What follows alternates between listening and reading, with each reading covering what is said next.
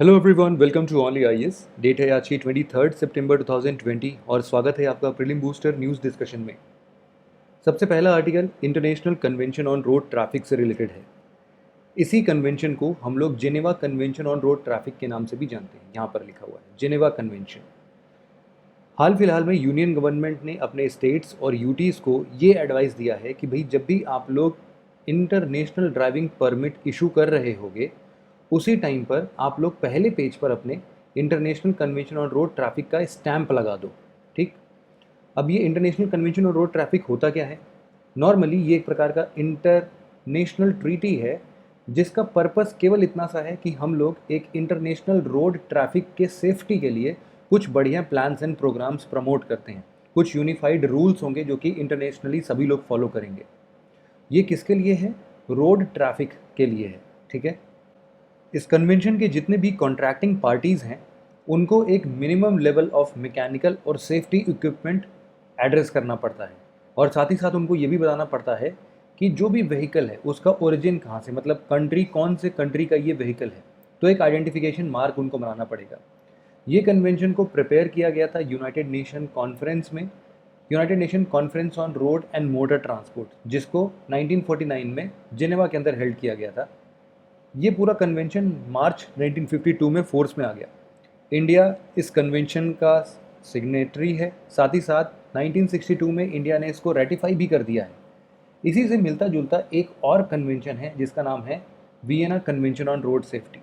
याद रखना, एक रोड ट्रैफिक से रिलेटेड है और एक रोड सेफ्टी से रिलेटेड है। जो वियना कन्वेंशन है वो इस बारे पर ध्यान देता है कि भाई जितने भी हम लोग रोड साइड्स में सिंबल्स नहीं देखते हैं कि यहाँ पर आगे ब्रेकर है, इनका कलर कोडिंग होता है, या फिर आगे शार्प टर्न है, तो इनकी जो कलर कोडिंग, इनका जो सिंबल्स है वो इंटरनेशनली कॉमन होना चाहिए। इसके लिए Vienna convention on road safety है। ठीक है, दोनों में डिफरेंस है। यहाँ पर 66 कॉन्ट्रैक्टिंग पार्टीज़ हैं जिसके अंदर Europe, Africa, middle east, Asia, Latin America ये सब आते हैं। लेकिन ध्यान देने वाली बात यह है कि Vienna convention on road safety के अंदर इंडिया सिग्नेटरी नहीं है, इसीलिए ये हमारे लिए नहीं है। लेकिन फिर भी कंफ्यूज करने के लिए यूपीएससी आपसे ऐसा कुछ पूछ सकता है। ठीक है, तो इस पर आप ध्यान देना। दो चीज़ें हैं, एक Geneva convention on road traffic है और एक Vienna convention on road safety है। अगला आर्टिकल हमारा साइनोबैक्टीरिया से रिलेटेड है। साइनोबैक्टीरिया का कॉमन नेम है ब्लू ग्रीन एल्गी। आप यहाँ पर फोटो में देख सकते हैं। ब्लू ग्रीन एल्गी या साइनोबैक्टीरिया हमें सभी प्रकार के पानी, जैसे कि फ्रेश वाटर हो गया, ब्रैकिश वाटर हो गया, या फिर मैराइन वाटर हो गया, सभी जगह पाया जा सकता है। साथ ही साथ ये सॉइल्स में भी नेचुरली पाया जाता है और पानी में भी। ये अपने आप में ऑटोट्रॉफ्स होते हैं। चूँकि इनका कलर ग्रीन है तो सनलाइट के प्रेजेंस में, और आपको पता है फोटोसिंथेसिस के कारण, ये अपना खाना खुद ही बना सकते हैं। साइनोबैक्टीरिया को अगर कोई गर्म जगह मिल जाए या फिर कोई न्यूट्रिएंट रिच, जैसे कि फॉस्फोरस या नाइट्रोजन की अधिकता हो जहाँ पर, वैसा इन्वायरमेंट अगर मिल जाता है ना, तो ये बहुत तेज़ी से बढ़ते हैं। साथ ही साथ साइंटिस्ट का ये मानना है कि भाई साइनोबैक्टीरिया, ज़्यादातर साइनोबैक्टीरिया हार्मफुल टॉक्सिन्स ये सारी चीज़ें नहीं एमिट करते हैं। लेकिन चूंकि क्लाइमेटिक चेंज हमें देखने को मिल रहा है, इसीलिए कुछ जो टॉक्सिक साइनोबैक्टीरियाज थे उनकी तादाद दिन पर दिन बढ़ती जा रही है। हाल फिलहाल में न्यूज़ में भी इसीलिए रहा है क्योंकि बोत्सवाना के अंदर में लगभग 300 हाथियों के मौत का जिम्मेदार साइनोबैक्टीरिया के द्वारा प्रोड्यूस किए गए टॉक्सिन्स हैं।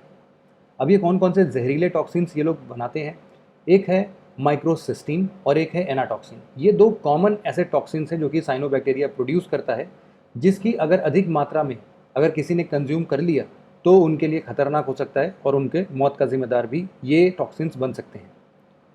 एक बार हम देख लेते हैं कि ये बोत्सवाना कहाँ पर है। सदर्न अफ्रीका में बोत्सवाना एक लैंडलॉक्ड कंट्री है। आप यहाँ पर देख सकते हैं।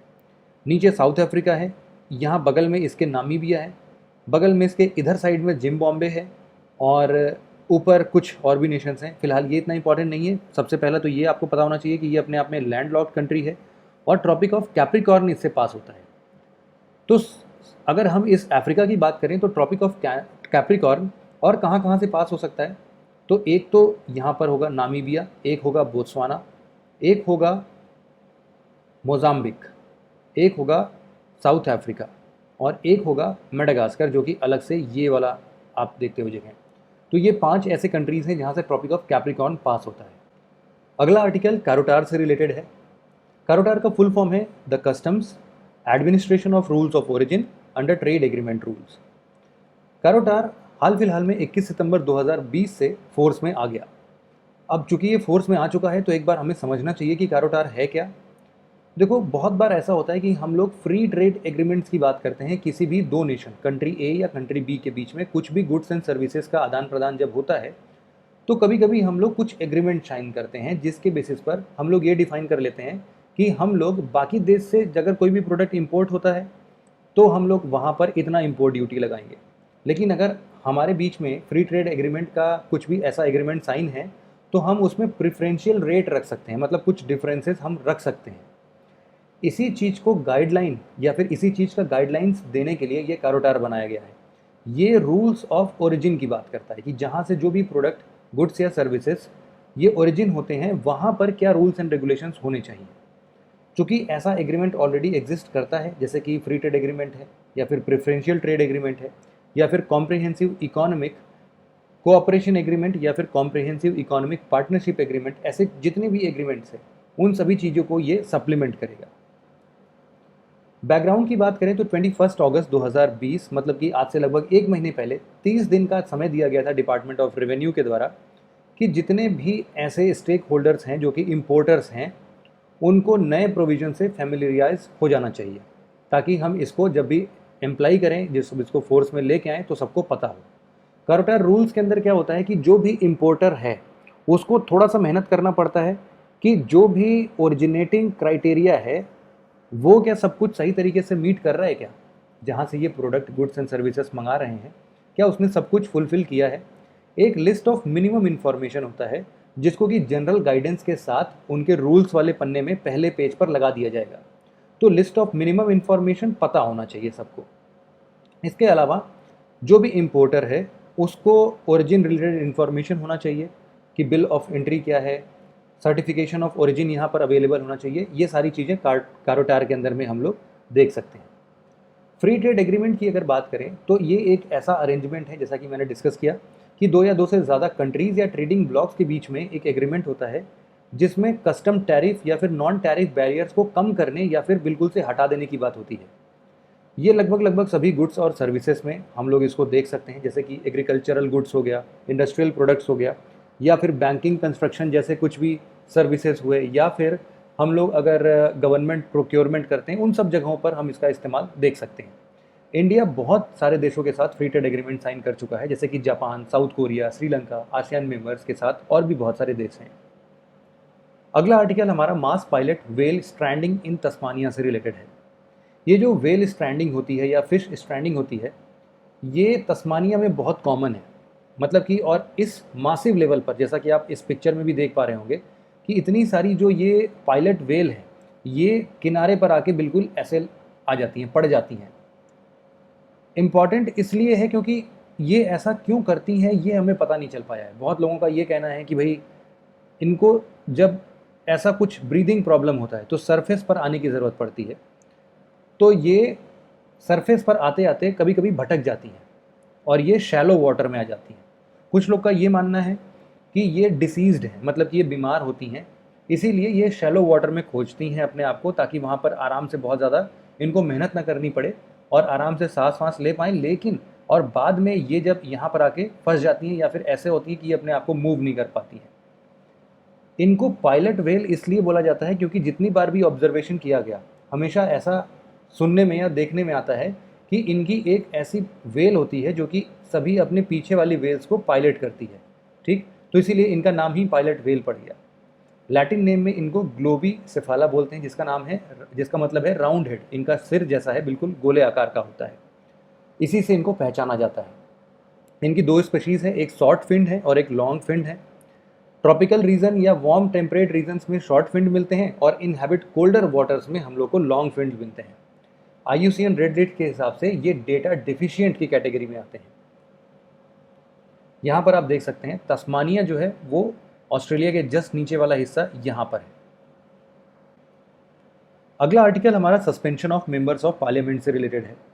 हाल फिलहाल में राज्यसभा के अंदर ऐसे 8 MPs थे, 8 मेंबर ऑफ पार्लियामेंट्स थे, जिनको अपने बुरे व्यवहार की वजह से हाउस के अंदर उन्होंने कुछ बुरा व्यवहार किया था, जिसकी वजह से उनको सस्पेंड कर दिया गया।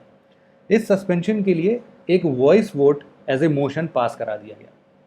अब यहाँ पर प्रश्न ये उठता है कि क्या राज्यसभा के मेंबर ऑफ पार्लियामेंट्स को सस्पेंड किया जा सकता है, या फिर अगर किया जा सकता है तो कौन करेगा।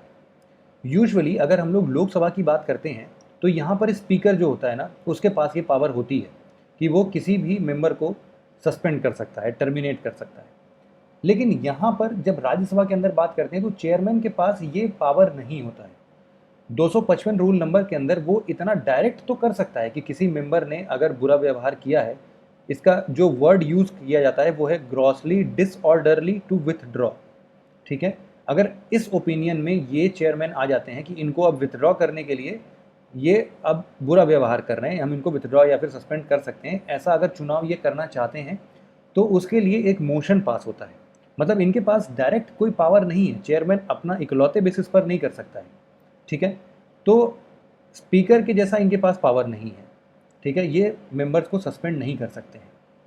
अब ये करते क्या हैं, बाकी लोगों के संज्ञान में ला सकते हैं, मतलब उनके नॉलेज में ला सकते हैं।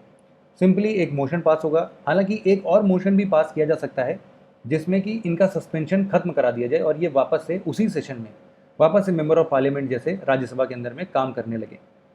यहाँ पर जो मोशन अडॉप्ट करने की बात होती है जिससे कि एक मेंबर सस्पेंड हो रहा है, वो केवल और केवल उस सेशन के रिमेनिंग दिन के लिए ही है। जितने बचे हुए दिन है ना उस सेशन में, केवल उतना ही हो सकता है। जैसा कि मॉनसून सेशन चल रहा है तो केवल उसी सेशन में ये मेंबर ऑफ पार्लियामेंट को सस्पेंड कर सकते हैं। जब भी नेक्स्ट विंटर सेशन आएगा तो वापस से मेंबर ऑफ पार्लियामेंट जैसे वो काम कर सकेंगे। क्विक रिवीजन करते हैं फटाफट से। सबसे पहला, international convention on road traffic, जिसको इंडिया ने साइन कर दिया है और रेटिफाई नहीं किया है। ये गलत, क्योंकि रेटिफाई भी कर दिया है, इसीलिए ये स्टेटमेंट फॉल्स हो जा रहा है। साइनोबैक्टीरिया एक प्रकार का सिंगल सेल्ड ऑर्गेनिज्म है, बैक्टीरिया है जो कि केवल फ्रेश वाटर में रहता है, नहीं, ये तो मेरीन वाटर, ब्रैकिश वाटर कहीं पर भी रह सकता है, तो इसलिए ये स्टेटमेंट भी फॉल्स हो गया। Rajya Sabha, the speaker and the Rajya Sabha chairman, इन दोनों के पास मेंबर ऑफ पार्लियामेंट को सस्पेंड करने का पावर नहीं होता है, जबकि गलत है। स्पीकर कर सकता है, राज्यसभा का चेयरमैन नहीं कर सकता। अगला कि तस्मानिया एक प्रकार का लैंडलॉक कंट्री है सदर्न अफ्रीका का, ये भी स्टेटमेंट गलत हो जा रहा है। क्यों? क्योंकि ये लैंडलॉक कंट्री जिसकी हम बात कर रहे थे वो हमने पढ़ा था बोत्सवाना। तस्मानिया तो ऑस्ट्रेलिया के नीचे पाया जाता है ना, इसलिए स्टेटमेंट गलत है, ये भी फॉल्स हो गया और ये भी फॉल्स था। सारे स्टेटमेंट आज फॉल्स हैं। तो बस आज के डिस्कशन में इतना ही था। Thank you very much for listening it very patiently friends. Have a nice day.